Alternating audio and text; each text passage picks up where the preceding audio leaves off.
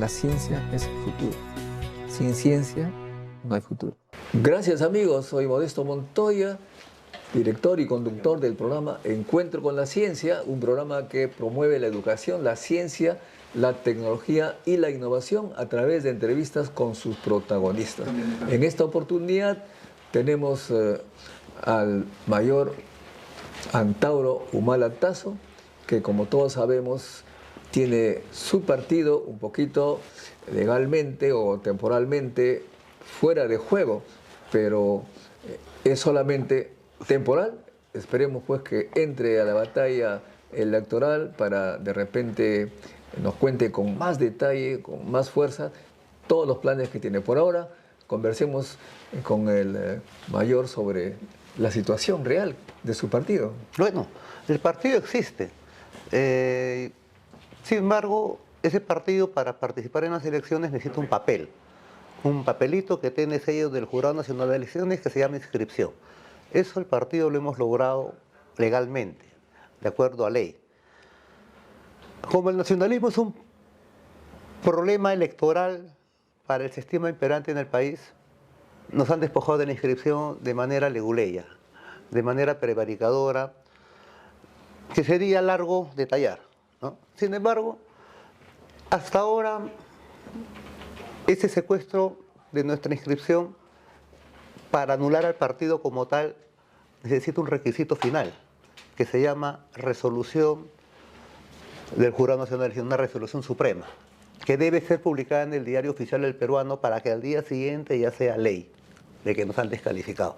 Porque así como nos inscribieron, cuando pasamos las tachas y el jurado nos aprobó la inscripción, sacó una resolución suprema en el peruano, diciendo que Alianza Nacional de Trabajadores, Agricultores, Universidades, Ruralistas y Obreros, que es el partido nuestro, había superado todos los requisitos legales en la República y pasaba a integrar el sistema de partidos. Entonces, como es la primera vez en toda la historia del Perú del siglo XXI en que a un partido ya inscrito lo despojan, tiene que salir una resolución suprema. Hasta ahora no ha salido. O sea, legalmente existimos. Bueno, nos han dado de baja, disculpa Modesto, nos han dado de baja solamente con un asiento administrativo, con un WhatsApp, ¿no? Entonces nuestro personero por escrito le ha escrito al Jurado Nacional de Elecciones, al señor Burneo Bermejo, de quien depende el ROP, le ha dicho: señor Jurado Nacional de Elecciones, por favor envíenos la resolución en la cual nos descalifican para poder apelar. Claro. Bueno, quizás nos van a ratificar, pero derecho a apelar. Entonces, nos ha respondido por escrito. ¿Así? Y nos ha dicho que no nos va a dar ninguna resolución del Jurado Nacional de Elecciones porque él simplemente está cumpliendo la sentencia del Poder Judicial. Entonces, él aparentemente se hace el desentendido o está actuando delincuencialmente, porque según el reglamento interno del ROP y del jurado, se da de baja a un partido con la resolución, no con el asiento, publicado porque se tiene que apelar en doble instancia. No lo hace porque sabe que cometería un delito, entonces simplemente se están parando en un asiento administrativo, pero esa sentencia que ha ido al Poder Judicial ha venido, que le ha trasladado al Jurado Nacional de Elecciones, ha venido con un documento, un oficio adelante, y ahí le dicen: usted tiene que sacar su resolución. Es lo que no se quiere hacer Bermejo. Entonces, cuando me dicen si estamos fuera de carrera, no estamos fuera de carrera, ¿no? Pero estamos en el Perú. No estamos fuera de carrera porque no figuramos en el sistema, por un asiento, pero no por una resolución. Entonces, mientras se resuelve esto, porque ya estamos en la instancia internacional, yo ya tuve una audiencia con la Comisión Interamericana de Derechos Humanos, y nos han prometido pronunciarse este mes de mayo, y no solo yo tuve la audiencia, también otros personajes que están en unas situaciones parecidas a la nuestra, como el expresidente Sagasti, como el mismo Vizcarra, estuvo también en esa audiencia el abogado de Pedro Castillo, ¿no? Entonces, ha sido una audiencia, digamos, múltiple, en que la Comisión Interamericana de Derechos Humanos, presidida por su mismo presidente, ha escuchado durante 15 minutos a cada personaje y ha anunciado que se va a pronunciar en este mes. Entonces, quizás se solucionan las cosas. Bueno, pero ha habido también antecedentes en Colombia. Claro, con Petro. Sí. Claro, Petro, entonces ahorita es un problema porque para la Comisión Interamericana de Derechos Humanos, acá ya hay un potencial fraude electoral. En verdad ya existe contra 40.000 peruanos que son de mi partido, porque ahorita estamos casi como los peruanos no contactados de María de Dios y Ucayali, ajenos al programa electoral, al proceso electoral. Entonces, esto es un fraude ya flagrante, ya empezó. Quizás contra 40.000 peruanos, que somos el 0.1% de 34 millones, pero ya empezó. Entonces, ese es y ahorita con este escándalo de las firmas truchas, como de 10 partidos políticos, 15... ¿no? ¿Y ustedes no tendrán también? No, nosotros nos han despojado de la inscripción, ni siquiera nos han chequeado. Entonces hay un tabú. Hay un tabú contra el nacionalismo y hay un tabú contra el discurso etnocacerista en particular, más aún por la propuesta de aplicar la pena capital por alta corrupción, ¿no? Como una extensión de la figura de traición a la patria, específicamente el caso de la Bajato Odebrecht, que involucra a 6, 7 presidentes. Entonces nuestra propuesta es aplicar lo que ya hemos dicho. ¿Mantiene esa propuesta? Sí, la mantenemos. Justamente es lo que... Y como estamos despojados de la inscripción momentáneamente, hasta que se solucione en el plano jurídico, nacional e internacional, entonces, aparte de eso, por cuerdas separadas, estamos haciendo una política de coaliciones, alianzas y fusiones. Entonces ahí eso también es otro cantar. Ahí estamos entrando ahí con nuestros hermanos de Juntos por el Perú. Entonces va a ser Juntos por el Perú va a tener que hacer unos cambios administrativos y nosotros, en el cual esté involucrado nuestro nombre y el símbolo nuestro, ¿no? Y se admite también los 10 puntos de nuestra plataforma política. Y yo debo asumir la presidencia de la Comisión Política del partido y agarramos el total de la cuota de invitados en todos sus escalones. Bueno, entonces no sé cómo poner la entrevista, como futuro presidente o como futuro senador. No, simplemente como candidato a la presidencia. Como candidato a la presidencia del Senado. Ok, entonces, como todos. Entonces veamos, en este momento el gran problema que está espantando a los peruanos, a los jóvenes sobre todo, es la violencia, la delincuencia, todo el mundo es asaltado, extorsionado, asesinado, en fin, ya de todo. Pero mira, ¿Cuál es la solución que propondría mira, como claro, presidente? hay secuestros, asaltos, sicariatos, etcétera, pero como si esto fuera Suiza, como si en algún momento hubiéramos sido Suiza. Mira, nuestra historia arranca, nuestra historia como Perú, ¿no? Como nación en proceso de mestizamiento, con el secuestro de Atahualpa por la banda de los destructores, por la banda de Francisco Pizarro y Almagro. 170 españoles llegan a Cajamarca un 16 de noviembre de 1532 y secuestran al soberano nuestro. Así como los destructores, como los Cholo Jacinto secuestran. Entonces nuestro parto como república, como cosa pública, ha sido producto de un secuestro. Inclusive se pagó rescate. La colonia, digamos. Claro, ¿no? claro, Colonia. el rehén pagó rescate Y a pesar y de lo eso, mataron. O sea, lo asesinaron. O sea, fue un secuestro feroz. O sea, que le ponían cadena perpetua. Pero ese secuestrador tiene su monumento al costado de Plaza de Gobierno. Sí. Entonces, cuando me dicen a mí... El secuestrador "Oye, tiene cuñadito, monumento". pero ¿cómo ha empezado nuestra república? Con puro delito común. Puro saqueo. Y mira, la consigna, el eslogan, antes de Cajamarca, fue la Isla del Gallo. Los 13 del Gallo, los 13 de la fama. ¿Cuál fue el eslogan? Al Perú, al sur, a ser ricos. O sea, el eslogan fue el saqueo, así de simple. Para ser rico era Claro, para robar. entonces, digamos. obviamente, llegan al Perú, ¿no? Lo primero que hacen es el secuestro, pagan el rescate, asesinan al rehén y tienen monumentos en todo sitio y han creado una república. No, ya sé, pero estamos viviendo cada vez peor. Claro, ¿Cuál es la- entonces a lo que cuál voy, es la entonces, ¿qué propuesta? se quiere pedir? Si el espermatozoide es ese. ¿No? Del ADN. Claro, ese es el ADN, está en el ADN de la creación de la república, del saqueo. Entonces, ¿qué es la colonia? La colonia es un saqueo. bueno. ¿Y qué es la república o la globocolonia? Sigue siendo un saqueo. Entonces, yo voy a mi teoría, ¿no? Yo voy a mi teoría de las repúblicas, ¿no? La República India, la República Cobriza sucumbió en Cajamarca.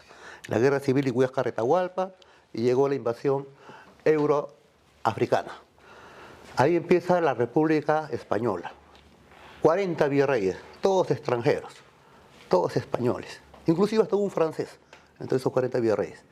300 años, esa república sucumbe en los campos de Junín y Ayacucho, ¿no? Y entra la República Criolla.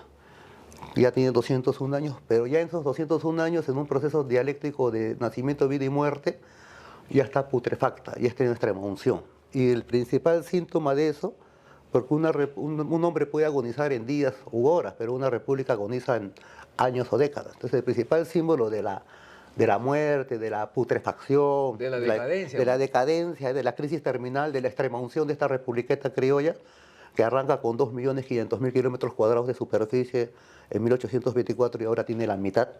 O sea, hasta en eso estamos fregados, hemos perdido la mitad, ¿no? Entonces, el principal síntoma de su decadencia es los últimos 20, tercio de siglo, cuarto de siglo de puros presidelincuentes fujiconstitucionales y lavajatistas. Entonces, ya hemos llegado al clímax, y esto de acá ya es el clímax del clímax. Por eso yo entiendo que el próximo proceso electoral va a ser muy importante, porque si gana una opción nacionalista y hasta de izquierda, yo creo que apuntamos a una refundación republicana. Y esa refundación republicana, para que tenga éxito, yo estoy convencido de eso, tiene que ver un signo de los tiempos.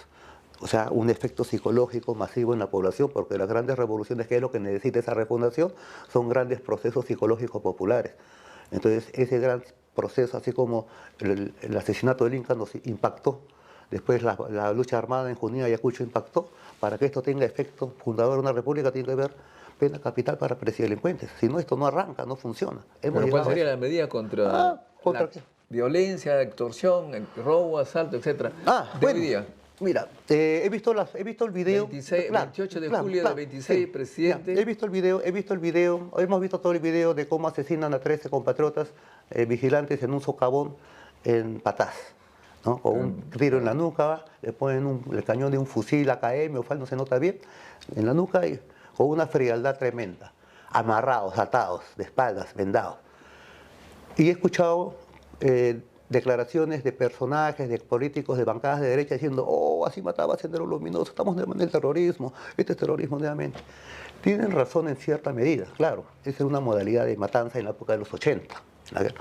Pero así mataba también el ejército, así mataba el Grupo Colina. El Grupo Colina, y está en los autos del proceso judicial, y está también en la novela Muerte del Pentagonito, ¿no? Y no ha sido más contradicha. Todos los muertos de la Cantuta y de Barrios Altos, bueno, de la Cantuta, profesores y estudiantes, mueren igualito que los mineros en Patás, amarrados, vendados y con un balazo atrás perpetrado por un Martín Rivas o un Pichilingüe o un Querosene, los sicarios que empleó el ejército también como parte del terrorismo de Estado. Entonces, para mí, estamos bien claros, este es un terrorismo delincuencial, un terrorismo, ¿no? Común, ¿no? De delincuencia común, pero es terrorismo. En los 80 era terrorismo político, y ese terrorismo político tuvo dos versiones: el terrorismo subversivo, ¿no? Tipo Tarata, ¿no? Y el terrorismo contrasubversivo tipo Barrios Altos, tipo Acomarca. Así como hubo terroristas del lado subversivo, hubo terroristas del lado contrasubversivo. Entonces yo lo digo con autoridad moral porque yo estuve ahí, no me contaron. Entonces, evidentemente, pues ahora estamos viendo lo que está pasando en el país con esta ola de sicariatos, de matanzas. Bueno, es un terrorismo de delincuencia común, y para eso mano dura. Pues. Tiene que haber mano dura, flagrancia, pena capital. Pena capital. O sea, pena capital para los que, por ejemplo, estos señores que han hecho este tremendo y horrible... Pero no solo para ellos, sino para estos son los autores materiales. Pero detrás de ellos hay autores intelectuales. Entonces, ¿qué está detrás de eso? ¿No? Ese es el problema.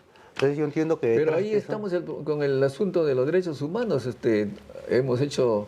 tratados ¿Derechos humanos de quién? internacionales. ¿Derechos humanos de quién? ¿De ellos o de la población? Porque si es de ellos no hay problema. Los tratados es para todos, pues de acuerdo a los tratados internacionales. Por eso, ¿Cómo haría para salir de eso? Justamente como soy nacionalista... Ahí estás de acuerdo con Jorge Montoya, que derechos humanos, salir del tratado. Las bancadas de derecha quieren salir de la Comisión Interamericana de Derechos Humanos más que todo para meterle palo al pueblo, para tener... digamos, manos libres para la represión. El caso de nosotros, el nacionalismo, nosotros proponemos salirnos de la Comisión Interamericana de Derechos Humanos para justiciar presidelincuentes, para meter rigor arriba, no tanto abajo. Pero eso sí, ahora la delincuencia común se ha desbordado, entonces tenemos que actuar drásticamente, draconianamente con sicarios, violadores, etc.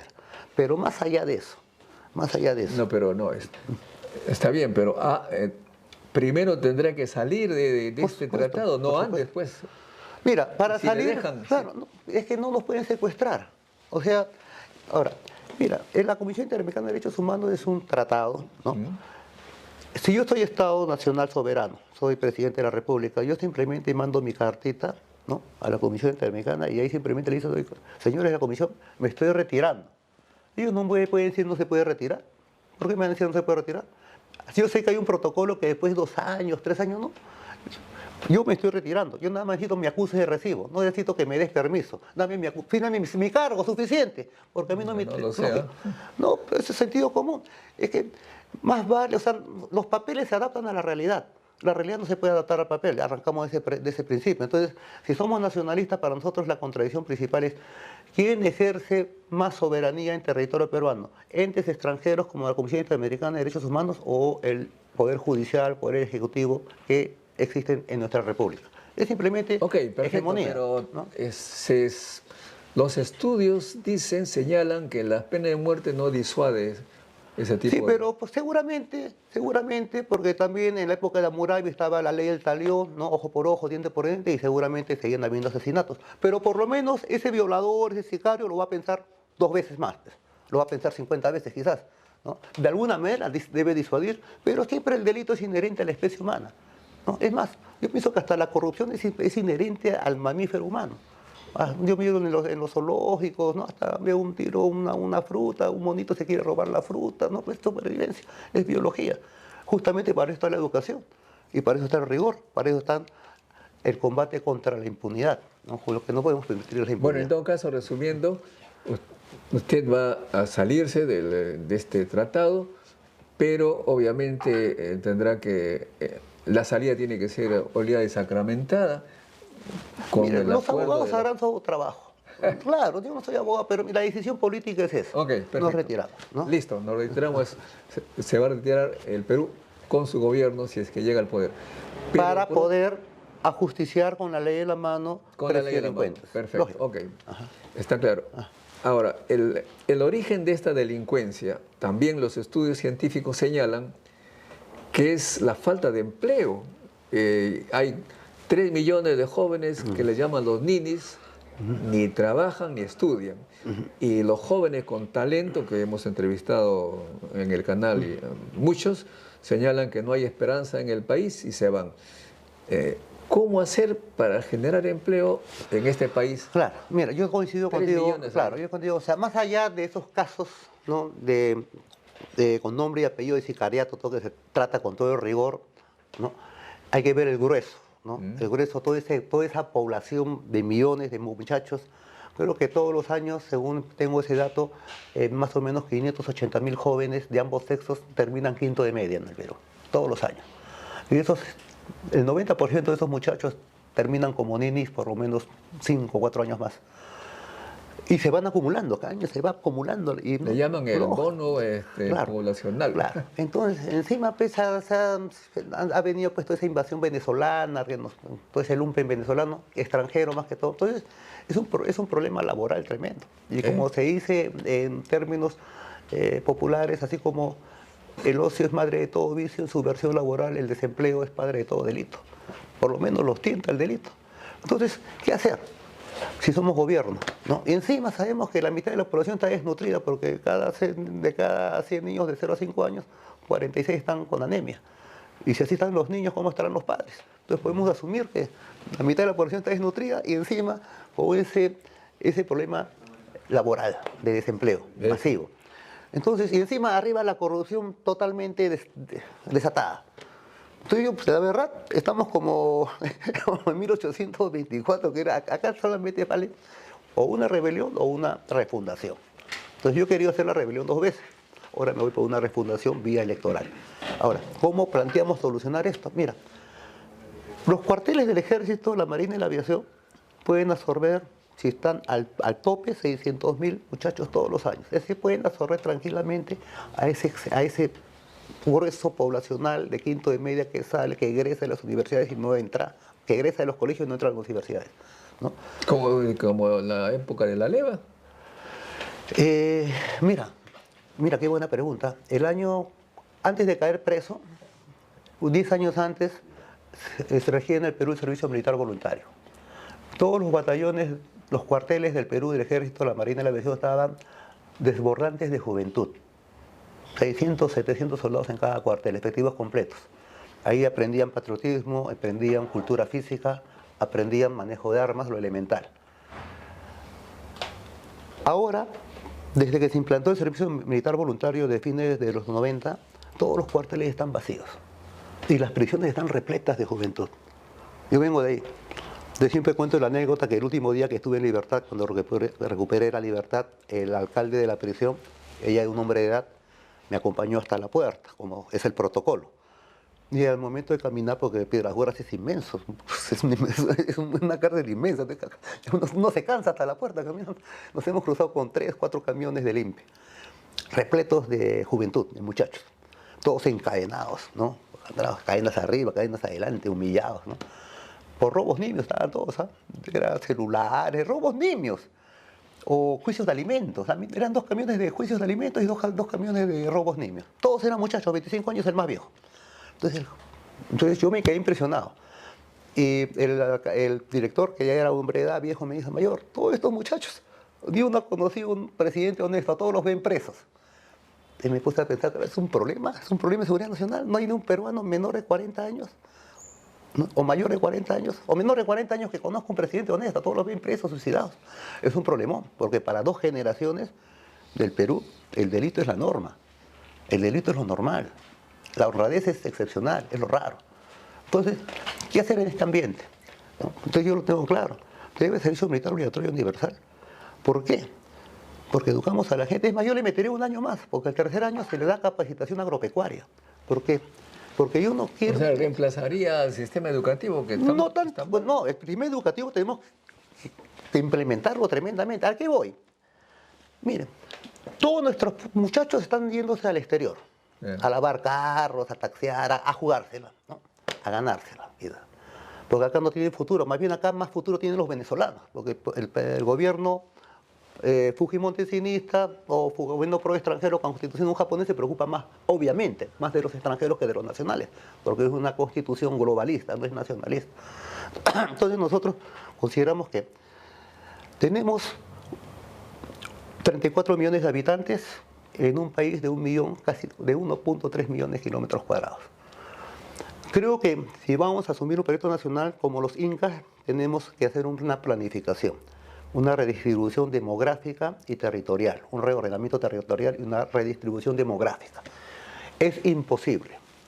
Los incas regionalizaban con los suyos y descentralizaban con los mitimaes. Entonces nosotros... Los mitimaes. Los mitimaes, por supuesto. Yo me acuerdo, claro. Pero no estamos en la época pues, para hacer eso. Por supuesto que estamos en una época hermosa para... Mire, hay un partido político que se llama el FREPAP. Sí. Ellos tuvieron un gran patriarca que era Ezequiel Ataucusi Gamonal. Ya murió. Fue un casi paisano mío, porque mi familia es de Parinacochas. Limita con la Unión en Arequipa. Al lado de atrás del cerro, ahí que empieza Arequipa, hay un caserío de Guarua. Ahí de ahí es Ezequiel. Hay puras antinerías incaicas. Bueno, él hizo su servicio militar en el cuartel de infantería de Arequipa, en Salaberry, analfabeto. Ahí aprendió a leer. Regresó a su tierra, tocado por la Biblia, leyó, se volvió un exégeta espontáneo y bueno, creyó su congregación. Pero aquí, ¿qué es lo hermoso de Ezequiel? ¿No? Que muestra en su religión el Tahuantinsuyo y el Antiguo Testamento, el Amazú, el Amayú y el Maqueya con la ley mosaica. Y hace una especie de mezcla de las crónicas incas con el Evangelio del Antiguo Testamento. Pero ¿qué hace? Lo bonito que él hace, él llega a Lima y comienza a predicar en las barriadas. Estamos hablando de los años 50, las primeras migraciones andinas que venían, las invasiones de tierra. Entonces él logra, mira lo que hace Ezequiel. Normalmente la corriente migratoria es de la sierra de los Andes a la capital, a la costa, Lima. Los cinturones de Matos Mar, los cinturones de miseria, ¿no? En el Arenal, su banderita peruana, gas lacrimógeno, ¿no? Entonces, él hace, entre todos estos desplazados, estos campesinos sin tierras, fracasados en el Edén capitalista de Lima, en el Arenal, a todos estos condenados de la tierra, estos campesinos sin tierra, los lleva en una migración masiva, tipo Mitimaes, antisuyo. Pero voluntariamente. Entonces, voluntariamente. Entonces a mí me dijo un dirigente viejo, Jeremías Arcos, cuando yo he escrito un libro sobre la religión andina, me decía, mire mayor, antes nuestros niños, los veíamos a los niños buscar, hurgar en la basura de los arenales algo de comer. Ahora estos niños se revuelcan sobre las cosechas de yuca y plátanos allá en la Amazonía que tenemos. Entonces han desplazado 500.000 de peruanos desde los años 50, 60, 70, sin apoyo del Estado. Más bien con oposición del Estado. Obviamente. Por eso también el aspecto religioso es importante. La religión no necesariamente es el opio del pueblo. A veces la fe mueve montañas. Tiene un potencial revolucionario. Tiene un potencial revolucionario si es bien empleado. Es más, es lo que dice el filósofo Spinoza, ¿no? Utiliza la idea de Dios, de religión, para ejercer un poder, para motivos tales o cuales. Claro. Entonces, nosotros, yo considero, si un movimiento popular desde abajo, ¿no? Humilde, lo pudo hacer y le ha solucionado la vida a 500.000 de peruanos que viven en sus polos de desarrollo que tienen la Amazonía. Imagínense eso, hacerlo con planificación del Estado, con la mente gris, con los mejores alumnos de las principales universidades del Perú, los números 1 de cada facultad, ¿no? Entonces se hace un proyecto, porque mire, ahorita yo estoy en la selva, yo estoy en Ucayali, estoy en Madre de Dios. Ahí la densidad poblacional es un habitante por 8 o 9 kilómetros cuadrados. En la costa la densidad poblacional es 80, 90 habitantes por kilómetro cuadrado. Y en Lima, en la región de Lima es como 150 habitantes por kilómetro cuadrado. Entonces no es que hay un exceso de población, no es falta población está mal distribuida. Está muy mal. Entonces, si nosotros queremos... Estamos hablando porque el empleo está aquí, no está por allá. Entonces yo estoy hablando más allá de lo político, ¿eh? Este es sentido común. O sea, si un ovni se pasara sobre el Perú y dijera, mirara al país cómo está distribuido, y dijera, oh, los terrícolas que viven en este planeta, en este lugar que se llama Perú, son unos reverendos tarados, porque nunca van a poder desarrollar, sea el gobierno de derecha, de izquierda, no cacerista, teocrático, si que no desatoran el water. ¿Cuál es el water? El centralismo limeño. Mire, ese puente de miserable en la Costa Verde, la bajada de Armendáriz, color azul, que ha aguantado como 4 meses, los niños no han tenido verano porque no han podido por ahí, ha costado como $40 millones, ¿no sabía? Y usted sabe la indignación que puede causar en Manú, en Ucayali, donde la gente no hay inversión.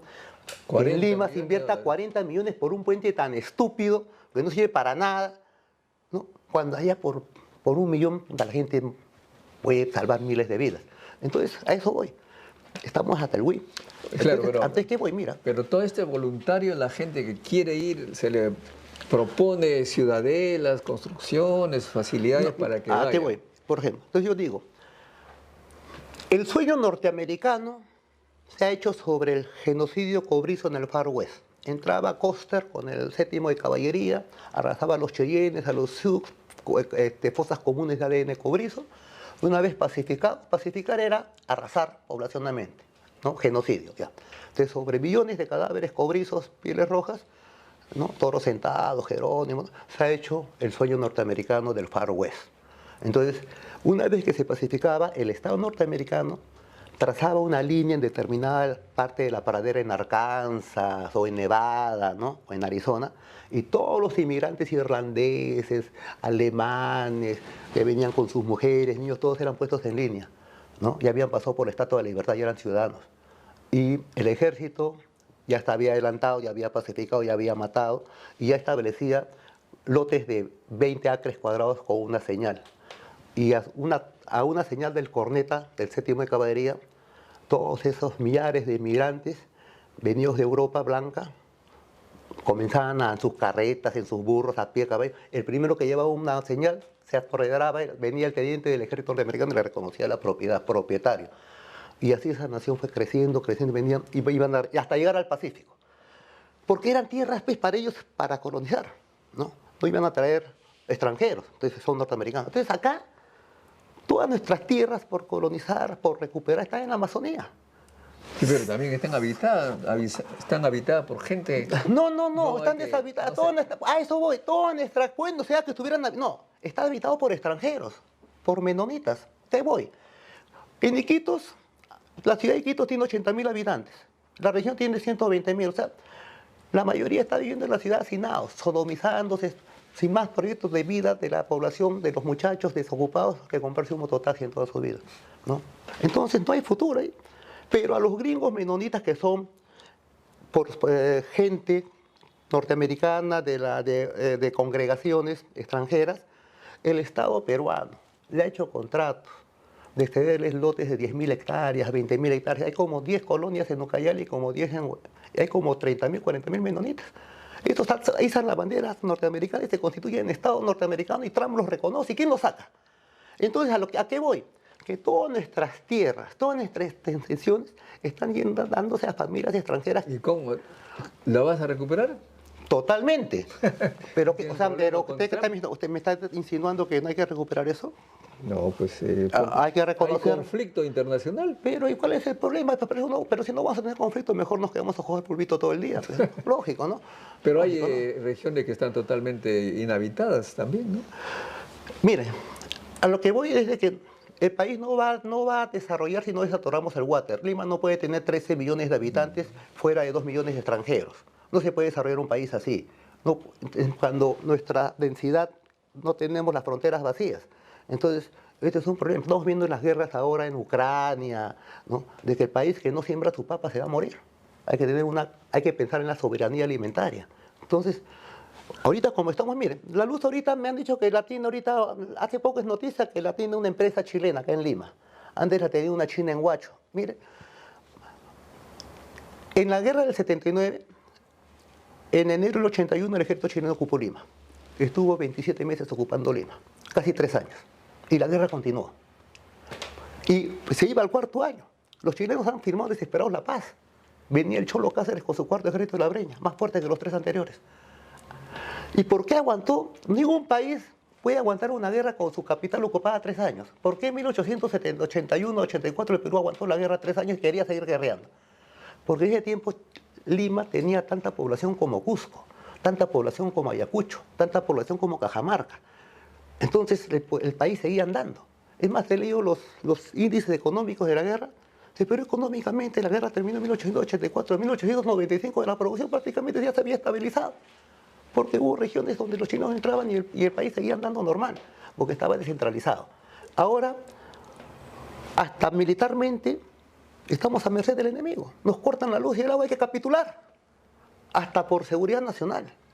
Entonces, no podemos tener la densidad demográfica que tiene Lima si queremos desarrollar. Ahora, si no queremos desarrollar, bueno, hagamos más subterráneos, más puentes, más trenes, más coches, ¿no? Que no sirve para nada. Los científicos quieren más bien invertir en conocimiento para generar productos nuevos de alto valor agregado y exportar y traer. Sí, claro. Necesitamos una política educativa universitaria. Por supuesto, pero para mí eso va paralelo a la redistribución demográfica de la población. Y voy a seguir. ¿Cuál es mi proyecto? Yo digo, primero, de que ahorita, así la situación como está en el Perú, si yo importo un celular, aumenta el PBI. Pero si tengo un hijo, el PBI nacional disminuye. Porque cada peruano, si dividimos la deuda externa entre los 34 millones de peruanos, a cada peruano nos corresponde más o menos una deuda de 800, 900 dólares, casi $1.000. Desde el niñito que está en el vientre de la madre ya es un moroso, ¿no? Ya nacimos morosos. Entonces yo digo, ¿no? Esta población nuestra, ¿no? Y está recontra mal distribuida.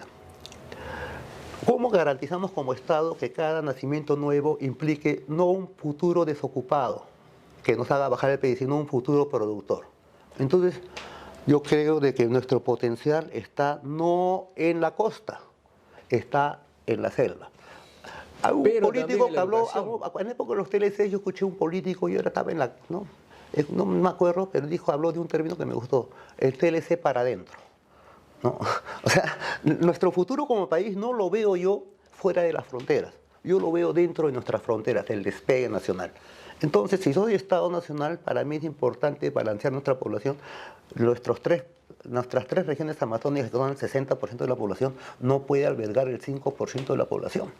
A eso voy. Entonces tiene que haber una redistribución. Okay, bueno, tenemos que hacer una emigración masiva, ¿no? Con todo el aparato estatal. Entonces ahí me gustaría saber cuántos millones de hectáreas hay en la frontera con Brasil, donde están los no contactados, en la cordillera del Cóndor. ¿A cuántas parejas de muchachos salió de la universidad, él con su mujer? Yo lo di sus 4 o 5 hectáreas, así como la familia Ingalls en Estados Unidos. La familia Ingalls es capitalismo popular, van avanzando, el ejército ya despejó el terreno, se hace un capitalismo popular. Entonces el Estado tiene que incentivar eso. No hay nada que invertir en Lima, no hay nada que invertir en Lima, todo hay que invertirlo fuera de Lima. Esa es nuestra posición. Muy bien, ahora el tema que nosotros vemos en el grupo de ciencia y tecnología, que sin ciencia, sin educación, Totalmente de acuerdo. ¿cuáles son los planes? Claro. Por ejemplo, los maestros que terminan ganando una miseria. Mira, es justamente... el profesor de la uni se jubila y termina con 800 soles al mes, mientras que ustedes, los militares, por ejemplo, terminan con una cédula viva. Hay una gran diferencia ahí, ¿no? Cierto, eso es cierto, eso es cierto. ¿No? Mira, soy consciente que el problema de la educación peruana para mí es un problema tripartito de proteínas, currículas y salarios, ¿no? Proteínas porque un alumnado desnutrido supongo que se duerme a la segunda hora de clase. Hablar, sí. Entonces, no, entonces, ¿qué pasa? Hasta los profesores Hasta el profesor, imagínense. Entonces todo arranca desde la educación inicial. Entonces, a lo que voy, entonces tiene que haber soberanía alimentaria para eso, ¿no? Recuperar el agro, la pesca de consumo humano, el agro de consumo humano, hay que reordenar todo. Prioridad, proteínas para nuestro pueblo. Esa es la prioridad. Ahora, aún así seguimos trabajando en la educación. Entonces yo creo que en cuanto a currículas, ¿no? Yo creo de que, por ejemplo, la educación escolar, ¿no? Es ya público de que desde que el Fujimorato entró al gobierno, como es una constitución pro extranjera, contra la identidad nacional no le conviene que el pueblo peruano tenga memoria. Entonces, bajo esa consigna de dominación, es que de la currícula escolar se borró el curso de Historia del Perú, de Geografía del Perú, Educación Cívica y muchos cursos que eran elementales antes, cuando hemos ido nosotros colegiales, ahora ya no existe. Y lo triste es que los padres ni siquiera revisan la libreta de los hijos, porque muy pocos padres saben eso, ¿no? De ahí la cuestión de salarial de los maestros, de los profesores. Entonces, ¿tienen bajo salario? ¿No vienen buenos, pues? Por supuesto, por supuesto. Entonces, pero más que todo, yo creo de que estuve viendo hace como un mes, ¿no? Me estuve pudiendo a revisar en las redes sociales cuántos premios Nobel habían habido en ciencias, ¿no? No en literatura. Ciencias, porque las ciencias son las que inventan las cosas, pues, ¿no? Los que inventan las cosas son los científicos. Entonces me puse a ver nada más ciencia, física, química, ¿no? Me quedé asombrado que el 90% son apellidos anglosajones, alemanes, judíos, eslavos, y un 9.9% son asiáticos, hindús, y una pizquita de latinos. Creo que el último premio Nobel latino fue un español, Ramón y Cajal, que descubrió las neuronas, el sistema neuronal, hace como 80 años. Después todos son anglosajones, universidades que votan premios Nobel, Yale, Berkeley, ¿no? Y son universidades milenarias. Yo no sabía que Oxford tenía más de 1000 años. Fue creada en el año 900, creo, por un rey inglés. No sabía que la Universidad La Sorbona tenía como 900 años. Fue creada, creo que por Carlomagno. O sea, son milenarias, universidades milenarias, ¿no? Y después me puse a ver también el récord de patentes. ¿Cuántas patentes hay en IDECOPI y cuántas patentes vota solamente el Estado de California? No, creo que es 1.000.000 contra 1000. Entonces, me puse a pensar, caray, yo me siento que hay una separación ya, quizás, ojalá no inalcanzable. Entonces quizás hay que sentarnos, ¿cuál es el rol del país, de nuestro Perú, en el concierto global? Ser cocinero, ser chef, como ese rol nos han asignado, porque los científicos son los japoneses, ¿no? Los guerreros son los ingleses, pero nosotros somos los cocineros del mundo global. Entonces me parece que debemos romper ese esquema, ¿no? Y ahí, por supuesto, asignarle un presupuesto multimillonario a la educación. Eso yo estoy convencido. Para mí eso está clarísimo. Mayor educación. Sí. Muy bien. Ahora, el modelo chino, que ahora está pues en competencia tremenda con Estados Unidos, ¿cuál será la relación de Perú con China y Estados Unidos en este momento en que todo está movido, están en guerra? Sí, claro. O sea, ¿hay que aliarse con uno o cómo? Mire, yo tengo la teoría del tejón. El ¿Del tejón qué? es el tejón. El tejón es un animalito que vive en la sabana africana, que es del porte de un perro boxer. No, no pesará más de 20 kilos, 18 kilos. Pero es tu ferocidad tal que se hace respetar por las fieras, el león, el leopardo, ¿no? Porque el león no quiere que le arranquen la uña del dedo meñique.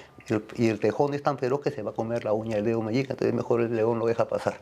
Va a comer cervatos, no venados, ¿no? Entonces, a mí me parece un país que cumple con el rol de tejón, que es respetado por su patriotismo, por su preparación, su ejército, todo, es Suiza. Suiza fue respetado, es un país que es del porte del departamento de Lima, pero fue respetado por Napoleón y por Hitler, ¿no? Entonces, tú me preguntas si somos un gobierno nacionalista, ¿cómo actuaríamos entre dos gigantes, ¿no? Entre el tigre de Bengala, que es China, y el león africano, que es Estados Unidos? Tenemos que actuar El águila. como el tejón, tenemos que actuar como el tejón, hacernos respetar. Entonces, ¿cómo nos hacemos respetar? ¿No? Ese es el problema. Pero para empezar, yo creo que si no tenemos identidad nacional, es muy difícil que nos hagamos respetar. No nos Entonces, respetamos a nosotros claro, mismos. lógico. Entonces, el problema es la identidad. Entonces, en eso justamente estamos nosotros. Pero lo que te puedo decir es de que tampoco somos creadores de la pólvora, porque una situación similar la pasó hace medio siglo un gobierno peruano que entró al gobierno por golpe de Estado y que era nacionalista, de un tal Juan Velasco Alvarado, ¿no? Era la época de la Guerra Fría, ¿no? En esa época los militares hacían revoluciones nacionalistas. Estaba Perón en Argentina, Torrijos. estaba Torrijos de Panamá, estaba Abdel Nasser en Egipto, que había nacionalizado el canal de Suez, estaba Velasco en el Perú, ¿no? Entonces había opciones nacionalistas. Estos gobiernos, en el caso de Velasco, tiene que torear entre el tigre de Bengala y el oso polar, entre Estados Unidos. Pinochet también, ¿eh? Claro. Entonces, y justamente se forma el grupo de los no alineados. Y su equivalente 50 años después serían los BRICS. Entonces, si nosotros somos gobierno, queremos un plan de gobierno de desarrollo, fronteras vivas, obviamente ya hemos fusilado presidentes, ya estamos en otra realidad, en otro proceso psicológico, estamos haciendo fronteras vivas, una revolución educativa, todo. Obviamente tenemos que también ver, ¿no?, la cuestión geopolítica externa, ¿no? De ahí tenemos Chancay. Ya está Chancay. Está Chancay, ¿no? está China. Está Chancay. Y China teóricamente es el Partido Comunista Chino que está a cargo del Estado chino, pero de fronteras para afuera estos son capitalistas, ¿no? Entonces, nosotros tenemos que evaluar Chancay, porque ahorita Chancay como está, hay un déficit de soberanía, porque obviamente un gobierno tan incompetente como el actual no tiene noción de geopolítica, ¿no? Entonces ahí los dueños de Chancay no es el Estado peruano, es el consorcio Glencore que tiene, con Cosco Shipping. Cosco Shipping tiene 2/3 de la propiedad y el consorcio Glencore, que su testaferro es una minera antamina, creo, ¿no? Pero el consorcio Glencore es, al último, usted ve quién es la propietaria de ese consorcio, son el banco, el Citibank, el JP Morgan, o sea, la banca mundial. Entonces hay dos gigantes que están allá en Chancay, y el Estado Nacional solamente la ve pasar, estamos de testigos. Entonces, ¿cuál va a ser la actitud ya no en un gobierno colonial como el actual, sino un gobierno nacional? Tenemos que haber problemas, tenemos que poner nuevas reglas de juego con el Estado Nacional soberano, porque ese contrato de Chancay se ha efectuado bajo los auspicios de la Constitución de Fujimori y Montesinos. En nuestra posición, puesto que nos hemos sublevado 2 veces contra esa Constitución, con Fujimori y con Toledo, es desconocer, no derogar, desconocer. Porque si derogamos somos cómplices, estamos reconociendo. Tenemos que desconocer y tentarnos nuevamente, y va a haber un problemón. Y ahí tenemos que discutir el porcentaje de soberanía del Estado Nacional y el porcentaje de ganancia del uso de ese puerto del Estado Nacional, que tiene que ser hartísimo más de la bicoca que hay ahorita. Entonces esa es nuestra posición. Obviamente, esa es la posición política. Obviamente tenemos que tener un equipo técnico, ¿no? Porque yo no soy un técnico. Pero ¿no? China ha avanzado tanto con investigación de laboratorio, nuevos inventos. Podemos transar, cambio de tecnología, hay tantas cosas, pero la filosofía es a favor de la población peruana. ¿Nuevos laboratorios en la UNI, por ejemplo, que está un poco pobre? Totalmente se puede hacer eso. Ahora yo te digo una cosa, en el Perú plata sobra. Sino que Plata se la tiran sobra. toda. Yo estoy convencido que en el Perú, mira, ¿cómo no va a ¿Dónde está sobrar la dinero plata? acá? Se la tiran, pues, mira. Si somos el quinto productor en oro, somos el segundo productor en plata, creo que somos el cuarto productor en zinc. Toda la tabla periódica estamos en el top 10. Entonces, Tenemos ¿cómo? tierras Entonces, el problema raras. es que hasta la moneda debería ser de oro. O sea, ¿no? está mal distribuida. Estamos en un libre saqueo. ¿No? Es un libre saqueo. Entonces eso no ha cambiado desde el eslogan en la isla del gallo, ¿no? Al sur a ser ricos. Entonces yo lo tengo claro. Entonces, simplemente ese libre saqueo se va modernizando constantemente y le cambian los nombres. Entonces ahora, ¿no? Nos dicen que es democracia. Nos dicen que estamos en un sistema democrático, pero para mí este es un sistema timocrático. Y que acá la democracia es ficticia, es una pantomima, es una fachada, constituida por un presidente de turno, con su primera dama, que normalmente es su primera compinche. Estamos hablando de Leán Carr con Toledo, Nadine con Ollanta, todo puedo seguir, ¿no? Con un congreso que son 130 mamíferos, como yo les digo, y que ya tienen harto al pueblo peruano con sus escándalos y con sus robos, ¿no? Y tenemos un poder judicial que, a mi entender, son delincuentes que están al mando ahí. Entonces, para mí, esto nos hace creer a los peruanos que estamos en una democracia. No hay Y nos democracia. enervamos. No, no hay democracia, porque para mí los que están gobernando el Perú, para mí, desde el 5 de abril del 92 principalmente, es el piloto automático. El piloto automático tiene nombre y apellido. Antes se llamaba Richard Webb, estaba 20 años hasta que se moría. Ahora lo releva Julio Velarde hasta que se muera seguramente. ¿No? Y otros. Entonces, estos BCR, estos tratan la política económica, la política monetaria, directamente con los organismos financieros internacionales, llámese el Pero FMI, el todos Banco Mundial, aplauden el a BID. Julio Velarde, que tiene todo. No, todos, claro, toda la prensa del Grupo del Comercio, claro, recontraplaude. Toda la televisión vinculada al Grupo del Comercio, 2, 4, 5, todos los cuyos broadcasters desfilaron por la salita del 5 que tienen su torre de millones de dólares, claro, ellos lo aplauden a rabiar de manera unánime. Pero ellos no son la población, ellos no son la opinión pública, ellos son simplemente locutores, ¿no? Que de una manera para mí legítima fungen de líderes de opinión. Claro, lo que hace el Banco Central de Reserva es poner los números más o menos aceptables, pero ¿cómo está comiendo el pueblo? ¿Se alimenta bien? La proteína que te Bueno, como señala. yo, bueno, las cifras son contundentes. Porque mira, acabo de ver que mi ley que te dice que tiene todas las cifras, está muy bien, pero la gente come mucho menos carne que antes. O sea que una cosa son los números y otra cosa es el estómago. Lógico, ¿no? Mira, hace poco estuve con mi hermano Alexis, él venía de Rusia, y me Famoso dice... Alexis, hace tiempo que no hablamos de él, ¿ah?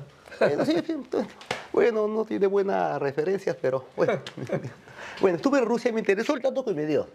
Le pregunté cómo se siente la guerra con Ucrania. Entonces me dice, mira, ahorita Rusia es es el país más grande del globo terráqueo, es casi del porte de toda Sudamérica. ¿No? Materias Casi del porte de primas toda también. América. Entonces, pero solamente tiene 150 millones de habitantes. Estados Unidos es la quinta parte de Rusia, pero tiene 3 veces más población. Entonces, en Rusia ellos ven que hay un problema demográfico, ¿no? Es un habitante por cada 20 kilómetros cuadrados. Es un país casi despoblado. Entonces ellos se han dado cuenta que hay que incentivar los nacimientos. Y están incentivando el nacimiento de las rusas.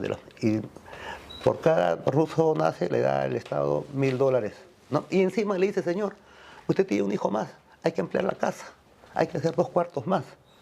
Y el Estado le da... Hay un incentivo. Entonces, a lo que voy, ¿qué me dijo, Incentivo qué me dijo mi demográfico. hermano? Mira, lo que pasa es que en el pueblo ruso tú ves que la población cierra filas con Putin porque ven que el beneficio llega a su casa. O sea, estamos bien, ellos ven, sí, efectivamente, el Rusia está creciendo 5%, mi casa está creciendo 5%. Nosotros estamos creciendo en la época de los 90, 2000, estamos creciendo al 8%, al 7%, ya vamos a entrar al LOCDE. Pero yo pregunto, ¿y quién se llevó mi 8%? Porque nadie ve su 8%. Entonces todo es en el papel. Lo que están creciendo son las mineras, o sea, lo que crece es el libre saqueo. Entonces cuando a mí me preguntan sobre eso, yo digo, yo me pongo como en la historia, me pongo como un indio mitayo del Potosí, del siglo XVII, que el minero español me dice, oye, indio mitayo del Potosí, La minera del Potosí es la primera exportadora de lingotes de plata para Carlos Quintas. Tú debes sentir orgulloso porque estamos creciendo. Yo pienso, oye, puta, mejor que venga un Illapa, que Pachacama mande un Illapa y destroce esa mina y que no salga ni un solo gramo hasta que haya un gobierno de Tupac Amaru, ¿no? Entonces, a eso voy, ¿no? Entonces, Okay, lo que está haciendo es el saqueo. A ver si he comprendido bien. Muerte a los delincuentes, redistribución... Empezando por el poder, por la cima del poder Por en los los mayores. tres. Empezando por la presidencia de la República. Bueno. Es que mira, No, es que la principal escuela de moralidad de un pueblo no es tanto la parroquia o el colegio, es el ejemplo del gobernante. Ya. Por supuesto. Ya luego, redistribución de la población en función de los territorios libres, pero algunos invadidos, Una retribución demográfica. demográfica. Del país. Y un reordenamiento territorial. Eso, considerando las cuencas, etcétera, ¿no? Por supuesto. Luego tenemos la... Pero para eso tiene la que haber absorción. inversión, tiene que haber, por ejemplo, yo digo, pues tiene que haber proyectos de desarrollo. Si vamos a, Sí, pe- claro, vamos a ellos pedir tienen que que primero ser preparados, enseñados, educados que para nuestros hacerse jóvenes, cargo. que nuestros jóvenes, en vez que estén pugnando como proyecto de vida, tener un mototaxi en toda su vida, ¿no? Y tener hijos no reconocidos, juicios de alimentos, porque es la norma ya. Entonces, queremos dar un proyecto de vida, darle sus tierras. Entonces, para nosotros el gran filtro es el servicio militar. Porque Claro, antiguamente... en el servicio se le va a entrenar también Ahora, para antiguamente ocupar en la estos ley de lugares. servicio militar, que se estableció en el gobierno de Velasco, contemplaba que al término del servicio militar, el licenciado, el reservista, podía hacerse acreedor, si él lo deseaba, a que el Estado le entregara tierras en la zona de frontera. Así como en la antigua Roma el César le entregaba a sus legionarios tierras después de su servicio, como parte de la seguridad del imperio, como fronteras vivas, ¿no? Jóvenes que saben el uso de armas y a la vez son agricultores y tienen su familia ahí. Entonces el Estado tiene que darles esas facilidades a sus ex soldados. Para eso los prepara un año más. Si quieren un año más, los preparamos en agricultura, forestería, para que sepan cómo lucharla. Y vayan a ocupar el entonces territorio. tiene que haber comisiones de las universidades, porque tiene que haber polos de desarrollo, tiene que haber maestros, tiene que haber psicólogos, tiene que haber ingenieros forestales, ingenieros agrícolas, tiene que haber seguridad, tiene que haber cuartel, tiene que haber colegios, tiene que haber pueblos. Así como Brasil creó Brasil en la Amazonía, tenemos que crear 1000 Brasilias en la zona de frontera. Y toda esta población que está en los arenales hacinadas, prostituyéndose, sodomizándose, luchando a quien asaltar con algún venezolano, le damos un futuro de vida. Entonces ya no va a nacer un futuro reproductor, un futuro lumpen humano, vamos a tener un futuro ciudadano, un futuro productor. ¿Dónde? Donde no hay peruanos, en la Amazonía, y hay gringos ahí, a esos gringos tenemos que sacarlos. Perfecto, ya, muy bien, Totalmente. ya entendí eso, pero ahora, educación, más apoyo a la educación, Totalmente. a la investigación, y respecto a las potencias, utilizar la técnica de la... ¿cómo le llaman? No, el ejemplo del tejón. El tejón. El tejón. Para defendernos. La soberanía. Siendo pequeños podemos defendernos, pero uno se defiende produciendo cosas nuevas, que eso viene de la educación, la ciencia y la tecnología. Por supuesto. Mire, yo estaba pensando, por ejemplo, esta cuestión de la alimentación. Porque para mí es el principal problema de la alimentación de nuestros niños. En los A colegios... propósito, dice que se está exportando cualquier cantidad de alimentos al exterior. Digo, pero qué no ¿por qué se- se exporta tanto si a nosotros nos falta? Eso es estúpido. Somos, desde los años 60, la primera potencia exportadora de harina de pescado, desde la época de Banquero Rossi. Y no hemos parado. Entonces no yo digo, y comemos tenemos pescado. la 50 de la población, y mire, y tenemos la mitad de la población desnutrida, los niños. Y mire lo estúpido que es la situación del país. Somos el país que nos vanagloriamos que comemos rico. Mi mujer come rico, pero mis hijos están desnutridos. ¿Cómo se explica eso? ¿No? Entonces yo pienso que hay que pensar si en verdad comemos rico. Yo creo que no comemos rico, yo pienso que estamos comiendo mal. Estamos Comemos comiendo mal, recontra ¿no? mal. Claro. Comemos ¿Y caro cómo- y mal. Pero ¿cómo están nuestros niños? Pues, ¿cómo me explicas eso? ¿Qué cuadro me vas a sacar? ¿Qué barajo que me vas a sacar? No Eso sé. es lo que yo siempre señalo en nuestro programa. A ver, el resultado de la política de muchos años, tal vez siglos, se refleja en el estado de salud y físico de los peruanos. Entonces somos flaquitos, bajitos, salvo algunos que se han alimentado bien. Pero mira, te voy a decir una cosa. No, Mira, pero- qué buena pregunta que has hecho. Porque Qué mira, buen- ve, te voy a decir algo interesante que a mí francamente me dice mucho. Cuando voy a mi pueblo, que es Salpo, a 3.750 metros sobre el nivel del mar, Ya, yo nací allí, ya. pero bajé a Chimbote, estuve en Chimbote, me alimenté más o menos mal, y subí a la sierra allí 3 años. Pero cuando regreso, mis compañeros de mi promoción, que son de mi mismo pueblo como yo, del mismo lugar, me llegan aquí al hombro.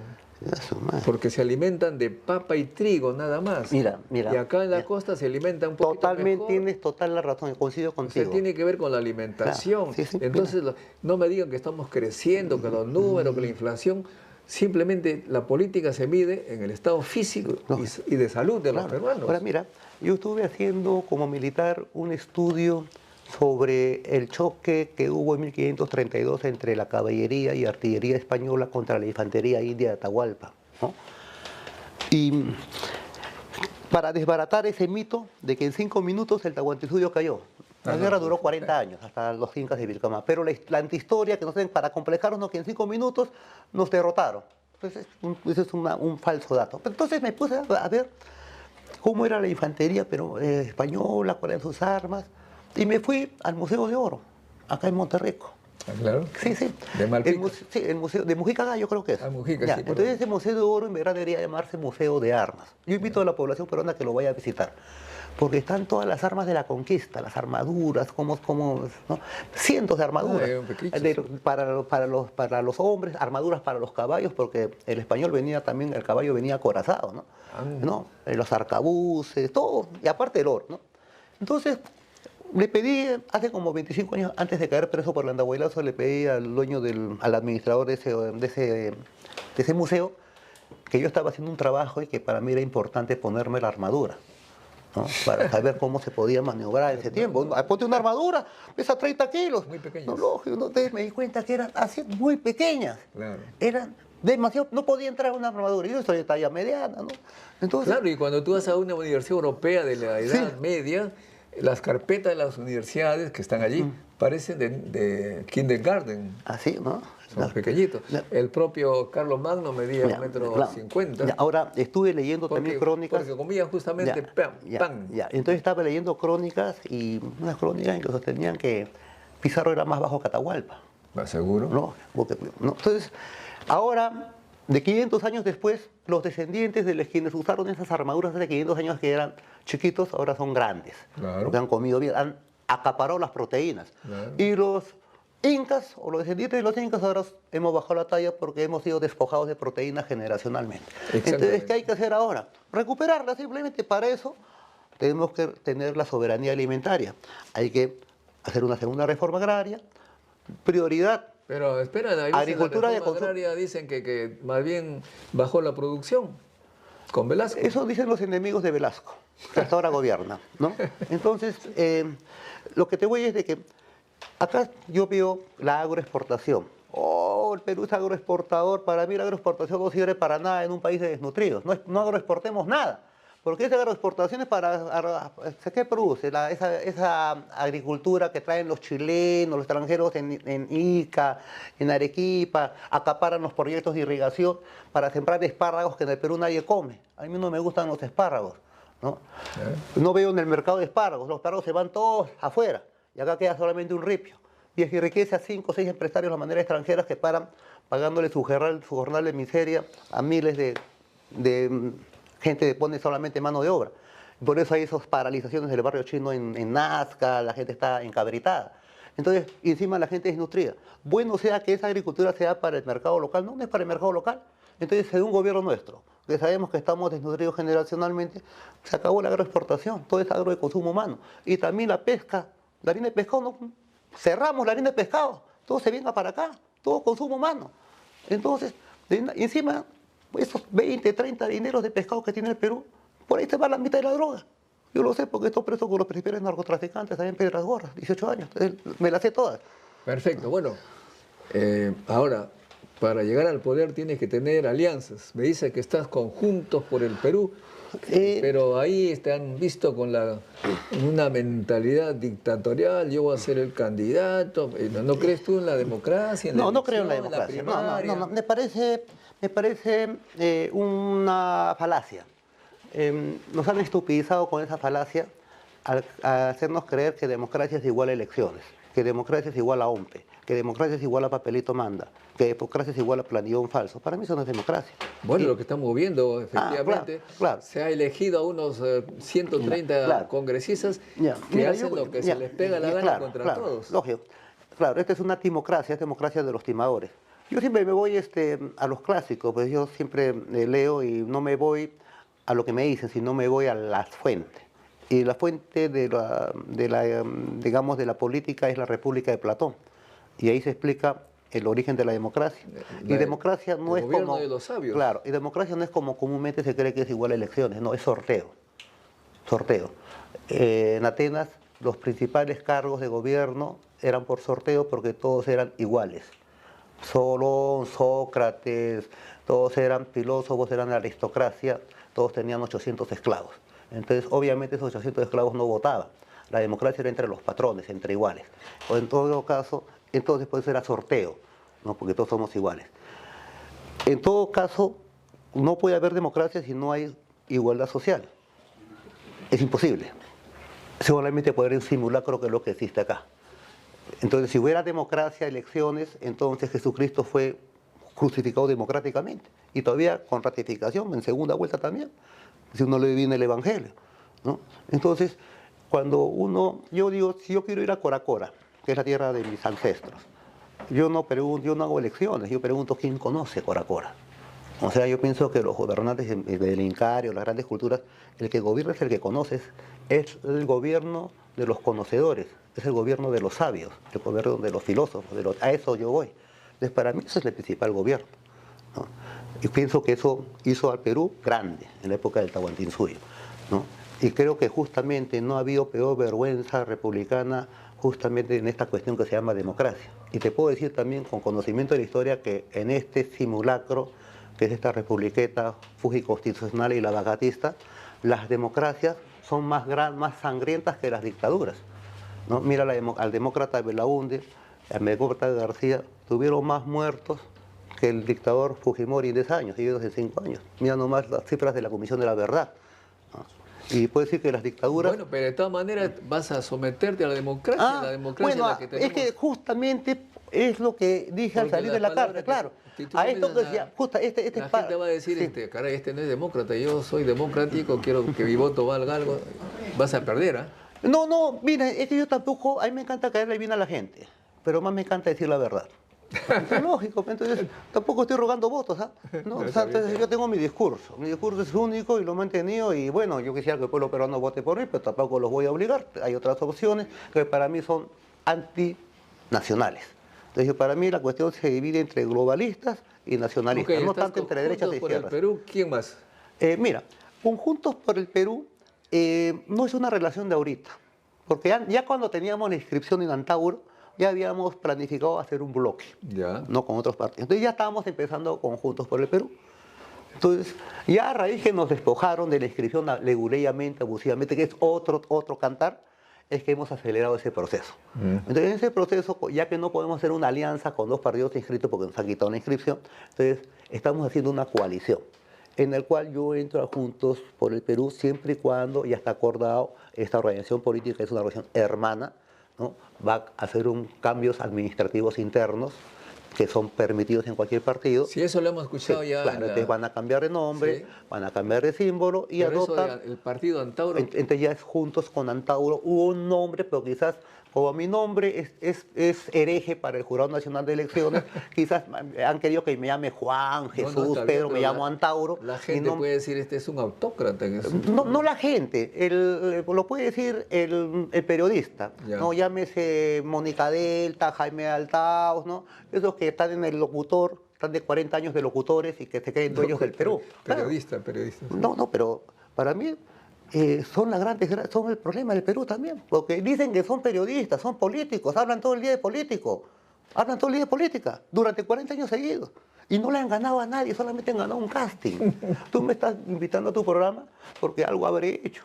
Me he hecho 2 rebeliones, me costó mi cara. Este programa está invitando a todos los que quieran explicar a los científicos. Pero bueno, pero en el caso mío a mí me invitan por algo que he hecho, ¿no? Algo que me ha costado y que seguramente interesa a algunos peruanos. Así es.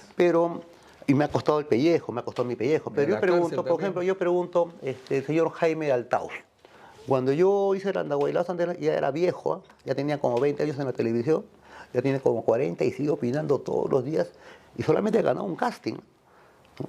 Igual y cada canal de televisión abierta tiene su líder de opinión, 40 años, y es un político que dice que es periodista. Y son partidos políticos, han desplazado a la partidocracia clásica. El Canal 4 es un partido político que tiene más poder que la bancada de Juntos por el Perú. El Canal 2 es un partido político, ¿no?, que tiene más poder que la bancada de Somos Perú. El Canal Willy es un partido político que hasta tiene su candidato presidencial, creo que es Filibater, ¿no? Y yo te puedo decir... Y Carlos ¿no? Álvarez. Claro, y tienen su secretario de organización, que seguramente el homosexual Beto Ortiz, tiene Bueno, un pero secretario de propaganda. te preguntaba con quiénes. Claro. Juntos por el Perú. Ah, ya. Y Pedro Castillo. A Pedro Castillo justamente... Aparentemente dicen que el pueblo votaría por Pedro Castillo también. Claro, claro. Mira, ¿Qué le dices a la gente que sigue a Pedro Castillo? bueno, que hay que apoyar a Pedro Castillo, por supuesto. Mira, yo creo que acá las dos corrientes de cambio en el Perú son el nacionalismo y la izquierda, ¿no? Creo que por las corrientes de derecha solamente nuestro futuro es seguir siendo globo colonia, ¿no? Si queremos emanciparnos de esta situación subordinada históricamente, adversa al pueblo peruano, se tiene que romper. Y las únicas corrientes de ruptura son la izquierda y el nacionalismo. Entonces, la gran desgracia del pueblo peruano es que, si bien es cierto, han llegado al poder la izquierda y el nacionalismo ha llegado dos veces. Primero por golpe de Estado, con Velasco. Hizo cambios estructurales. Un proyecto nacional que fue traicionado y frustrado. 7 años. 50 años después, o 40 años después, llegó el nacionalismo por vía electoral con Ollanta. Traicionó al toque con la hoja de ruta, y a mí me mandó a la base naval, 18 años. Y a los científicos también votó todo, por la borda. traición Prometió el Ministerio de Ciencia y Claro. Tecnología, la carrera de investigador. Bueno, entró Vargas Llosa y cambió todo. Y a los xenocastristas nos mandó a la base naval. Ya. O sea, eso se llama pasó. Pues, ya. Yo he pasado de la furia a la ira, lo tomo filosóficamente, porque yo me comí la cana. Y todo mi partido se comió la cana, hasta yo perdí a mi hijo estando preso. Salimos como llagas en el corazón, como se dice. Entonces, después, 10 años, 15 años después, llega la izquierda al poder por vez primera, por vía electoral. Y también la guanea, por ineptitud. La desgracia nacional, mira todo lo que sea. Ahora haremos otro intento, yo saliendo de la cárcel. Entonces, tú me has hablado de Pedro Castillo, claro. Justamente en esta coalición que se está haciendo, ¿no?, también tienen espacio los castillistas, por supuesto que lo tienen, porque se trata de un enemigo común que es necesario derrotarlo de manera unida. Eso lo tengo que yo claro. Muy bien. Entonces estamos ya ahora, amigos, ha sido Antauro Humala, el mayor, que es vamos a decir, un revolucionario con mucha convicción. Lo hemos invitado para que explique a nuestros seguidores, que son ya 77,000, pero sobre todo a aquellos que tienen ese espíritu crítico, científico, tecnológico, que creen que para salir de la pobreza y la situación que nos encontramos, necesita conocimiento, investigación, ciencia y tecnología. El mayor Antauro Humala, en alguna oportunidad, hace ya mucho tiempo, me envió un manuscrito con su puño y letra diciéndome que él estaba por la ciencia y la tecnología. Cierto. ¿Es cierto ese manuscrito? Sí, totalmente, totalmente cierto, sí me acuerdo. Con tu señora, claro, tu compañera de esa época. Sí. ¿Cómo te nació esa idea de escribirnos esa carta? No, es que mira, como soy un amante de la historia, cierta vez llegó a mi poder un libro sobre la historia de Japón. Ya. Y ahí decía que el primer barco europeo que llegó a Japón fue en 1541. O sea, 9 años después de la captura de Atahualpa en Cajamarca, llegaba el primer barco portugués al Zipango, se llamaba Zipango, la guardia de Marco Polo, ¿no? Y ahí lo recibió el shogun. Pero no era un barco de militares, no de soldados, era barco de comerciantes portugueses. Y en su nave llevaba mercancía, y en esa mercancía había una docena de arcabuces, arma de fuego. La primera arma de fuego es el arcabuz, ya es tecnología científica, ¿no? Ya no es arma blanca, ya no es lanza, espada, es arma de fuego. Llegaron los arcabuces, 12. Y el shogun compró toda la mercancía, incluyendo los 12. Tiempo después, pasaron varios años, regresaron más barcos portugueses a traer más mercancía, ha dado el éxito del primer viaje. Y el shogun ya no les compró ningún arcabuz porque ya los fabricaban, pucha, me quedé pasmado. El shogun japonés en 1542 ordenó a sus orfebres nipones, desármenme el arcabuz y reármenlo, recréanlo. Y ya había arcabuz Made in Japan. Made in Japan. Bueno, entonces, mira, entonces a lo que voy. Sí. La ciencia y tecnología es el cambio. Si no, nosotros si hubieran llegado esos portugueses y Atahualpa hubiera recibido esos arcabuces, llegaba a pisar los recibíamos a arcabuzazos, a cañonazos, hubieran regresado. Y seguramente una flota chimú incaica llegaba por Magallanes y llegaba a invadir España, ¿no? Hubiéramos nosotros conquistado España por tecnología. Entonces, cuando tú me hablas, esa carta yo la escribí porque había leído ese capítulo. Muchas gracias. De modo que esta invitación ha sido un recuerdo de esa carta que se dio hace 20 años que se escribió. Y amigos, nosotros estamos convencidos que sin ciencia y tecnología no hay futuro, no importa que sean de derecha, izquierda, revolucionarios, pero sin ciencia no hay forma. Totalmente de acuerdo. Por eso es que estamos en este programa invitando a todos los candidatos que digan esa palabra, por lo menos que la comprendan como la comprende Antauro. La última elección debemos recordar que hubieron dos candidatos, uno que nunca hablaba, nunca pronunció la palabra ciencia, y otro que sí la pronunció, ganó el que la pronunció. De modo que, ya saben, amigos candidatos, pónganse las pilas, hagan programas de ciencia y tecnología, porque de repente los científicos pueden hacer la diferencia. Hasta un próximo encuentro con la ciencia, amigos. Muy bien, muy bien. Gracias. Chao, chao. La ciencia es el futuro. Sin ciencia no hay futuro.